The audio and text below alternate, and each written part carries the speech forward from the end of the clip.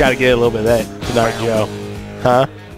Welcome back to the Cheap Seats. Jake Johnston, Scott Kirby. Rainy Saturday morning here at the Christian Village.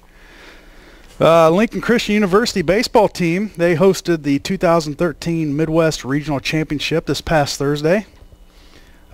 Came down to the best of 3 series against Maranatha Baptist Bible College. They're out of Waterton, Wisconsin. Red Lions took care of business. They won the first 2 games with scores of 2-0 and 7-2. So, you know, we had a caller in last week giving us some, we weren't really even aware of what was going on. Yeah. So, you know, I kind of... Thankfully, he called in. Yeah, so found a little information on them. LCU 11 and 16. They sent Micah Wolf out of Mattoon to the mound. And, you know, so they got that victory. And let's see. The second game, MBBC took an early lead as they grabbed a run in the bottom of the first inning. So let's see what they're going to... Joey Burge, Lincoln native. He led the way for Lincoln Christian University as he pitched all 7 innings, only allowing 5 hits and 2 earned runs.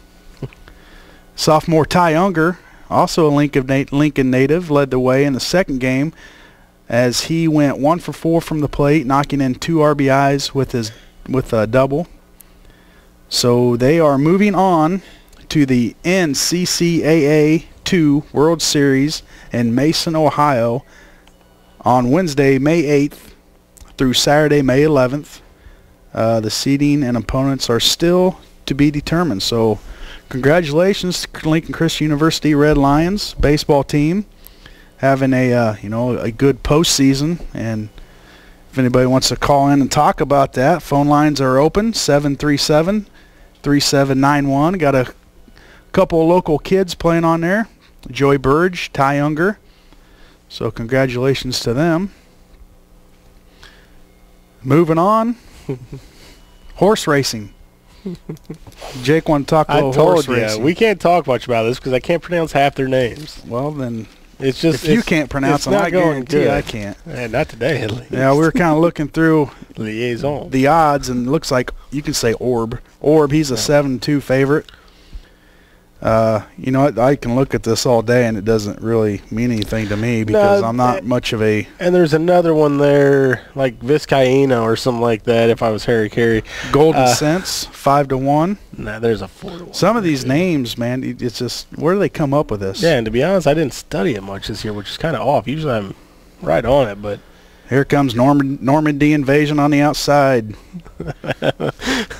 Normandy Invasion. Yes, that's a horse's name. Normandy Invasion. I like it. He's going to be my favorite. I don't know what is. I see my favorite right now. It's Frack Daddy. Nice. Frack Daddy. He's a 50-1. He's a 50-1 odds.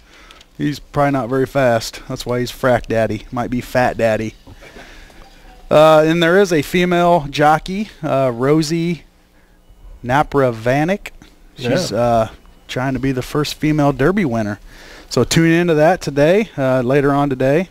There's, to be honest, there's not been a whole lot of females running the Derby. I mean, over the years, quite a few years now. So, are we like 137th year, I'm thinking, of the running? So...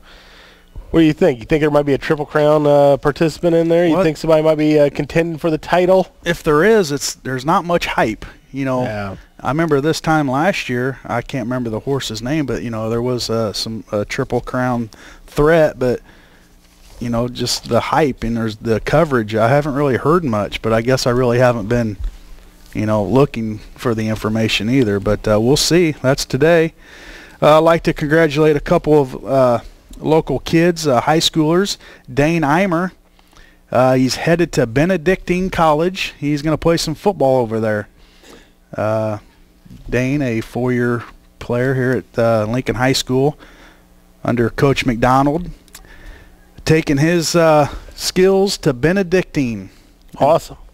I mean, it really is. I mean, a kid that I'd say it's kind of undersized a little bit. Oh, yeah. But, man, you know, I'm thinking about all the football games I went to this year, and the thing I remember most is some of the hits he put down. Yeah, he's a you know, and some of the passes he knocked down, and the way he covered. I mean, to be honest, he's the player I think about when I was thinking about Lincoln football this year. So, congratulations. I mean, that's awesome. Yeah, we had him in studio a few weeks ago, and he wasn't really sure what he wanted to do, but now he has signed a letter of intent. I think that was a negotiation ploy. Might have been. Yeah, that's what I was doing. He got the best offer from Benedictine. If you give me the parking spot right next to the gym. No. Benedictine, I'm not sure where that is. Is that in Springfield?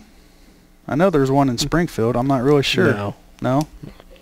Well, you need to do your homework, I'll Jake. do some homework for you. Okay, and Lizzie Herzog, another senior here at Lincoln Community High School. She's going to Lincoln College as a dual sport athlete. Swimming and cross country. So that's a lot of endurance right there. A lot of running, a lot of swimming. So she's staying local here at Lincoln College. Congratulations to her. There is a Springfield campus. I should. There is a Springfield campus, but I didn't know. We'll have to get with Eimer later on and see where that is. That might be up north too. And he probably did tell me, but I forget. Benedictine University informed me today. Transferring tomorrow. Probably shouldn't be transferring or transforming. Transforming. Oh, I did say transferring. Yeah, you did. I caught you on well, that. yeah, I can't really give them a good plug because we do have Lincoln College, you know, right here. That's right. So I can't plug them too well. True. Lincoln soccer, they get a win. Offensively, helped by Harris, who gave the Raiders a 1-0 lead in the first half. Limestone. So they get a win. Man, then Lincoln softball team, they beat Rochester 7-2 on Wednesday. Yeah. So very successful week for Lincoln Community High School. How do you feel the draft turned out? The football draft? Yeah. For a beloved Bear. You know, I'm not disappointed with it. You know, they went out, they filled some needs. You know, they took their first pick, Kyle Long. Yep. A guard out of Oregon State. He wasn't projected to finish, you know, in the first round, to be drafted in the first round. Son of Howie Long. I to be honest though, I really like the move. He's so raw. Right. Only been playing a couple years. You got to enjoy that move. And then, like you said, they did attack a few other needs even on the second day that, to be honest, could be starting this year for them. I mean, I think they got some talented quality players that can impact right away, and they needed that right now. Yeah, and you know, Kyle Long, he's gritty. He's got an attitude to him, and that's exactly what the Bears need on their offensive line. And they go out and sign a couple of linebackers, one out of Florida, John Bordick, and then Green out of Rutgers. Very athletic, big linebackers are going to be able to step in. Big hitter, the Green kid. So yeah, you know, and they needed some depth also for, like you said, special teams and whatnot. They needed a little more depth all the way around for different rotations and whatnot. I think that was a little bit of their problem last year, not having the depth and having to depend on the linebackers core to stay in there the whole time, even towards the end of the game when they're doing 2-minute warning or 2-minute drills and whatnot.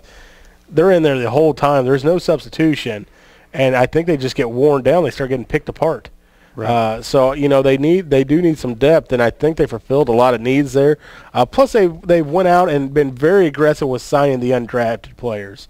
They've gotten some good players. I think, you know, if nothing else, will be solid in the practice squad. So, which, you know, that's something. Again, it gives you a little more depth. And they still have some work to do. Overall grade, I think they gave them a C. Went out and got a receiver, but who's their backup quarterback? You know, they need another corner. McNown. You think he can do it? Oh yeah. Well, you're gonna have to carry. Wouldn't you carry 3?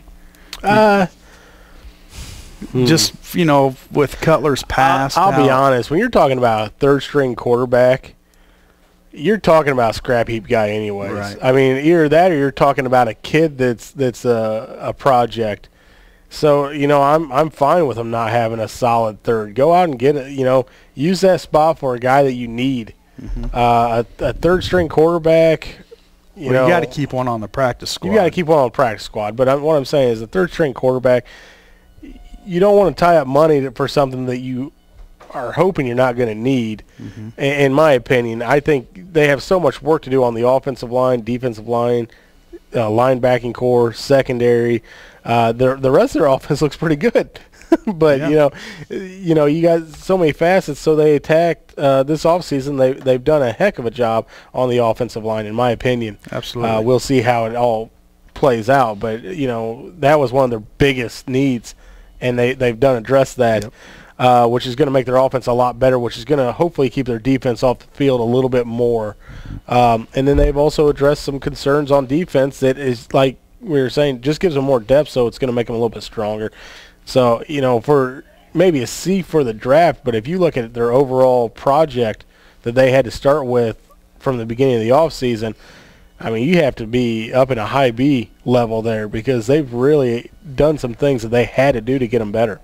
Well, some of the, experts, they don't like, what the Bears did, but they're saying that you got to draft the best person available. Well, if you draft the best person available, I mean, it's not helping your team. You got to address your needs, and that's what they did, and that's why they got a C, because they didn't go out and get the, the best guy. Yeah. Well, I think right Kyle there. Long, with being as raw as he is, and let's face it, his dad's a Hall of Famer. His brother's a very good NFL player, He could be one of their best offensive linemen. Yeah, like you said, he's so raw. Yeah, I mean, he's basically unknown. Yep. But he's got that fire, and he comes from a great football family. And the size he has, you can't teach that. So. And he's had some issues in the past, some legal issues, some things he did, but that's just being immature. Yep. Now they say he's just a man. So he's a monster. We'll see. I'm pretty excited for the season to get started. I know it's only May. Yeah. But pretty excited to see what they're going to do. Their division's going to be tough. I mean, it's got to be one of the better divisions in football. They gave the Minnesota Vikings an A+ for what they did. They went out and got Sharif Floyd, defensive end. It's just, man, looking through the Cordell Patterson, explosive wide receiver, and then you got AP back there, Adrian Peterson. Yeah. And man, which had an unbelievable year last year. So, but you never know. With about every team, you're one injury away from being, 3 wins to, you don't lose that one guy. Now you have 11. Right. It's really that big of a difference. The Bears a couple years ago with Cutler, they went from being looking really good to all of a sudden they lose Cutler, and now they can't even win a game. Yeah. So, real quick, touch on baseball again. I know we touched on a little bit earlier talking Cubs, but the Cardinals had some interesting news. They actually did some demotions and promotions this week, bringing up, to be honest, what could be considered a young phenom, pulling him up from Double-A, see how he's going to fare in the bullpen. And Martinez, very fun to watch. He's very, if anybody liked to watch Pedro Martinez, you're going to see a lot of that with this kid. Really? He's that fun to watch. Very explosive, very live arm. Not a very big guy in stature. Kind of intimidating, though, out there on the mound. He does not like people getting comfortable on him. Really? He is a lot of fun to watch. I've watched him in minor league baseball quite a few times, probably about 7 or 8 times last year. Very fun to watch. And then some other kind of, I don't know how to think about. Jim and I were actually talking about, and you were here. Chris Carpenter is hoping for maybe a comeback as a bullpen player this year. I don't know really what to make of it. I mean, the Cardinals have been playing really well. I guess if you throw him in the mix, maybe it would be a nice little addition to the bullpen. Yeah. We'll see. He's been a starter his whole career, so maybe a John Smoltz type situation. So, boy, I love to talk more baseball. I just can't get into it. No, it has to be tough. I mean, I was talking to another buddy of mine. Him and I, we talk minor league baseball more than we do major league baseball, and he's a Cub fan. So for him, watching minor league baseball, he doesn't really have interest in the teams. He'll just watch whoever. He wants to see who's playing and find the best pitchers and watch them. And we were talking the other day, and I started talking about, the Cardinals, and he's like, dude, I can't. I just can't talk. I want to. I mean, I remember years past opening season just getting excited to, try and turn on 720 and listen to every second of the Cubs I could. But this year, Ronnie. And turn on WGN or Comcast. But it's just this year it's hard. It's hard to do, and I know it shouldn't be that way. If you're a Cub fan, you still have to follow them, but man, is it hard. We were talking a little bit before that's the threats that the Ricketts family's making about moving the Cubs. Those aren't idle. Those aren't something he's just saying, you give me this or we might move. They're going to. He wants out of that location. He wants more money for himself. And the only way he's going to do that is if he gets that big stadium on the riverfront or on the lakefront. Yeah. Which I think is what, to be honest, there's a couple areas out there that would be perfect for the Cubs to have their new stadium right on the lakefront. That'd be, talk about a cool scenario. You're building a ballpark that still can have an old school look to it. You're right there near the same neighborhood. You're not too far off. You're putting it on the lake, so it's kind of AT&T Park or whatnot out in San Francisco. It's very similar to that. Right. Now, all of a sudden, you also got the luxury boxes. You're talking about bringing the Cubs to a different scale than what they currently are. They're not. They quite possibly would not be looked at the lovable old losers anymore. Well, and then you might be able to sign some of those big free agents because they want the accommodations. Well, they want the good clubhouse. They want the good facilities. So we'll see. But honestly, I don't think the Ricketts want to sign big free agents until they have that revenue stream that's like more of a guaranteed revenue stream. If they don't start winning, they're not going to get that revenue stream. Well, I'm telling you, if they get that new stadium, because no matter what, any team that gets a new stadium, you got a 2-year grace period. They're going to draw no matter what because people want to see the new. Right. It will happen. So, and they know that's there. All they have to do is once they do that, the prior year or the year of, sign those big names, have it in the works. They've got their payroll under control now. The only big name they got left is Soriano. Right. So, well, Jake, we're out of time. Yeah. We got about 10 seconds. Baseball Chicago Blackhawks won last night. Hockey, they're up 2-0 on Minnesota Wild. Hockey, they're still playing that? I thought they were done. Yeah, first round playoffs. So Blackhawks winners 2-0 win the series. Well, thanks for tuning in. Cheap Seats. Jake, thanks for setting in again. Yeah. Giving us all your sports knowledge, what you do week in, week out. It is. Or making stuff up. Well, thanks for tuning in. I'd like to thank our sponsors. Until next week, on behalf of myself, Scott Kirby, Jake Johnston, this is the Cheap Seats on 96.3 WLCNonline.com. Good day.